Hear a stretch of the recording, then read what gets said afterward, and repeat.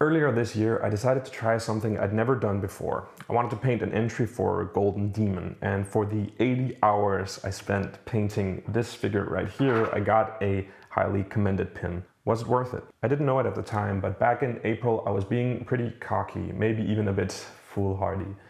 I wanted to attend my first ever Golden Demon competition. And at the time I thought it could be a fun challenge to try to push my painting on a technical level. I felt very confident that I could adapt the painting style I've used in larger scale painting and bring something cool to the table at Golden Demon.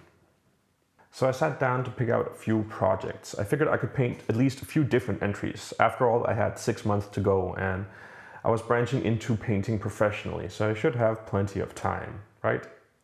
Being a bit of a newbie in the GW universe, I browsed Warhammer.com to find figures that would be fun to paint. And I just looked for whatever gave me that certain feeling. You know, that feeling when you just have to try to paint it. Having found a few different projects, I started with the first and what I thought would be the easiest on the list. This halfling here from Blood Bowl.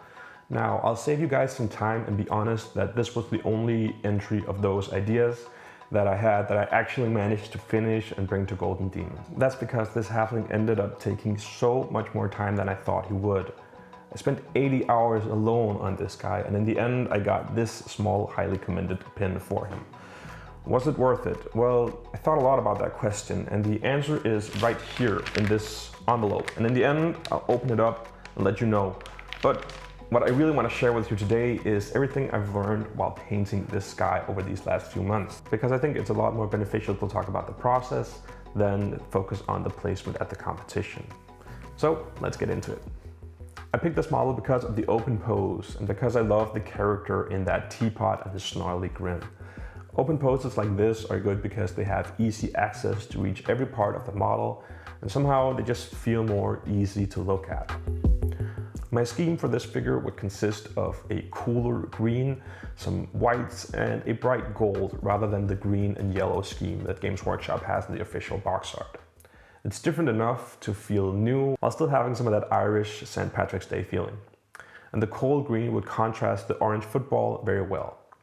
I picked these colors because I wanted something that would look very bright in the suboptimal lighting of the cabinets at the event, and I knew that this figure would be smaller than most of the others in the cabinet. So I wanted that teapot helmet to be really bright and shiny and try to grab a lot of the attention.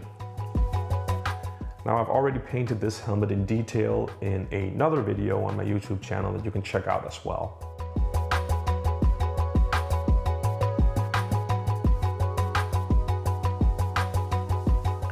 Once the helmet and face was painted in subassembly, I took some very important reference photos of each angle of the model I want the light to come from. Because the Chaos Black primer I used is sort of satin, you can clearly see these reflections in the surface that tells me exactly where to place my strongest lights. These reference photos are very useful and an easy tool to figure out light placement. From here, I'll start to sketch the colors on the figure, and I want to get rid of that black primer to get a better feeling for how the colors I've chosen work together and create a more cohesive painting all around. For me personally, I can't really paint area by area because each area looks totally different to me when it's surrounded by black than it does when it's the context of the colors I want there to be in the end. So I had to get the whole model colored before refining any one part of the figure.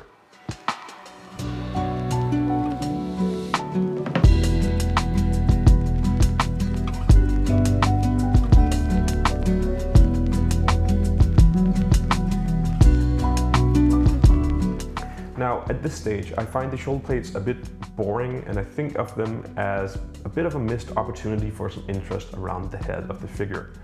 So I'll make one white and let the other be this nice, saturated, cool green tone. I'm feeling very confident in the painting at this stage and everything is progressing very fast, so that's great. I wish it would last. I love this part of the project when everything still feels very possible. If you're into this kind of exploration, I share even more and deeper videos on my Patreon, where I have longer versions of each of these project tutorials and I talk through a lot of painting theory in depth.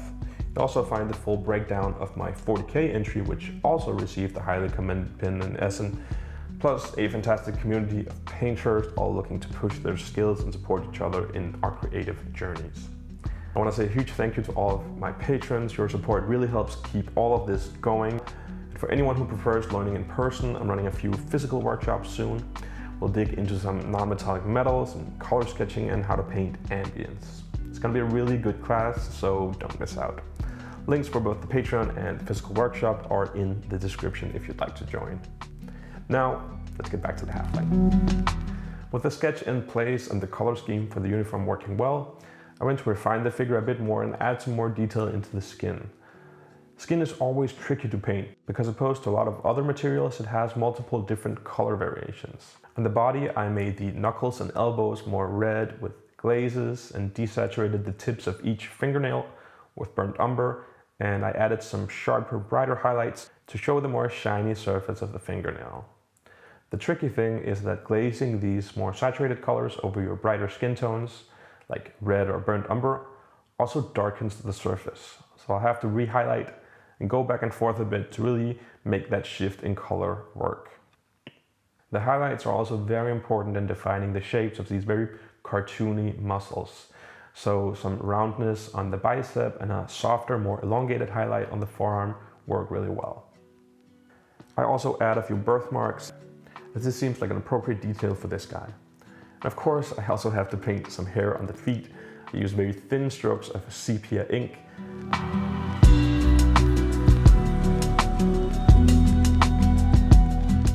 I also briefly tried some hair on the arms, but ultimately decided against it. I painted the ball a hot orange, and I really want to make sure that the orange stands out enough in the scheme. By using stippling, I can try to create the texture of the leather, as well as give a bit more of a shiny sensation in the highlight. The paint is so thin as I build these layers, and I'll come back with glazes of the medium orange from AK to really push that saturation, while still maintaining some texture by stippling thin highlights with a warm off-white color.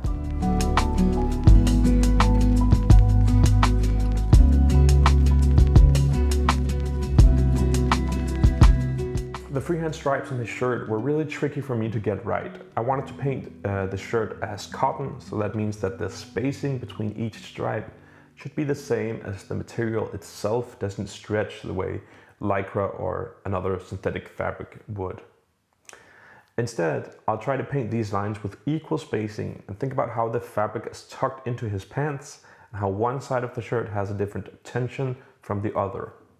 The best way to do this, I found, was to paint stripes in the center of the figure first, and then really look closely at how the fabric is sculpted and how it folds as you work your way out towards the sides of the shirt. Once the placement is correct, I will look to highlight the green and the white and use the light to make the borders between the stripes a bit more seamless in the highlights. This was again really tricky and something I came back to so many times throughout the entire process. Now at this point in the painting process, all of the major elements are in place. Now I'll start to look at adding even smaller details that should really take things to the next level and make this figure something that's worthy of a golden demon. First on this list are bounce lights. I'll look to add subtle green reflections on the surfaces that are pointing downwards. It's really important not to overdo it. Of course, the metals should show these reflections more clearly, whereas the leather and skin will have only a very subtle tint of green in these shadow areas. I also paint the tiniest 4-leaf clover on the white shoulder plate. I couldn't really film this part since I had to keep the miniature very close to my eyes, but you can see the progression in the freehand in some of these pictures. I start by using a layer of satin varnish to make the surface very even, and then using watercolor, I can paint the shape and refine the edges to where I have a solid placement for the clover. And I'll then fill in the color and refine the freehand with acrylics. This way, I don't have to repaint any of the white on the border. I also integrate the freehand a bit by letting the light bleed out into the edges of the clover where the light is strongest on the shoulder plate. This is the same concept as I've just shown on the shirt, only stronger as the shoulder plate is harder and more shiny, so it will reflect a little bit more light. I also take a close look at the photos of the model to really try to thin out the black lining on each separating element. I want to make sure that all the edges are separated, but that the black lining isn't too big. This is definitely something of a eureka moment for me about painting on this scale. Cleaning up these lines and really narrowing in on the sharpness here really helps with how clean the model looks. Something I really struggle with towards the end, and something I'm still not happy with, is the 7 on his back. For some reason, it was so hard for me to get it right. I painted 5 or so different versions of the backplate, and none of them really worked in my opinion. So this is where I left it, but it's only really because I ran out of time. However, I think that this is a symptom of the process I go through when trying to paint my very best on such a small model. After however many corrections and fixing small mistakes, I really start to go blind when looking at the piece. Suddenly it's really hard to see what works, what doesn't, and it becomes much harder to fix things that don't work for some reason. I had no problem painting a 4-leaf clover freehand on an area half the size of the backplate, but for some reason I couldn't paint a 7 I liked on this flat plate. And I had the same issue in the middle of the shirt where it ties together in the front. I couldn't make this look as neat as I wanted. Something about the shirt and how the strings touches the shirt was just so hard to paint up to standard for me. I can't help but think that this issue is not about skill. I feel that it's way more likely that the issue is up here. And I'll open the envelope in a little bit. But throughout this process, I really found that sometimes you have to get it right the first time. There's only so much I can do with corrections, and it's hard to keep looking critically at your work and keep pushing these tiny details and changes I've talked about all throughout this video. It's much easier to start a new, fun, and exciting project that isn't exhausting yet. Because I think that this type of challenge, like painting for the Golden Demon, yes, it requires technical skills and brush control, etc. But it also requires that you enjoy this at times torturous process of pushing yourself towards a technically perfect paint job. And even though you spend an impossibly long time on a paint job, it's very likely that you won't be satisfied in the end. You abandon it when you don't have more time before the event, or you just have to accept that there are flaws that you can see but that are outside your ability to fix. So, was it worth it? Let's open this and find out.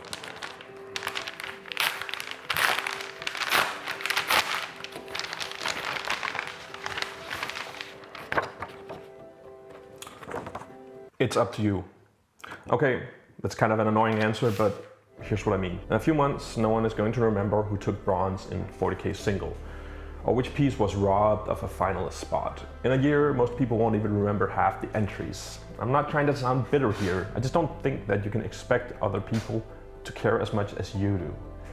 Attention moves on, and in a few months we'll have a new Golden Demon and Adepticon. There'll be new winners, new sculpts, and probably even some new paint to buy. And that's fine, but when you spend hundreds of hours painting for the Golden Demon, you're also agreeing to Games Workshop's rules of what your art is and what it can be. When you pick up a halfling or a space marine, you're accepting a world that someone else designed. The lore, the poses, and even the lighting in a way. And there's comfort in that. A lot of us come to Games Workshop because of nostalgia. And I do think that creativity thrives in constraints, but they can also make you forget that there's so much more out there. And you could use all of those hours on any number of different things in your life. So if you're going to give so much of your creative hours and energy to Games Workshop, make sure that it feeds you, make sure that you enjoy it, because nobody is going to care about your entries as much as you do. And in the end, you're the one who has to live with how you've spent that time. And that's really what I mean when I say that it's up to you. You decide if it was worth it while you're doing it. If you loved it, the late nights, the tiny corrections and that ridiculous backplate 7 that just won't work, then yeah, it was worth it. But don't make the worth of the process dependent on the outcome. If it's only worth it when you win a medal, then don't do it at all. Pick up something that actually makes you look forward to sitting down at your hobby table again. There's no shame in that. We get wrapped up in our egos and competition painter becomes an identity, but if it stops bringing you joy, then it's just work. And miniature painting should be the thing that brings you joy. It should feed your curiosity and make you excited to create. If it doesn't, then step away and do whatever thing that does that for you. Art for me is about that balance between the spark that makes you start and the grind that's required to finish. So yeah, ultimately this whole process to me was worth it, but only because I made it so. Thank you for watching. I'll see you in the next one. Bye.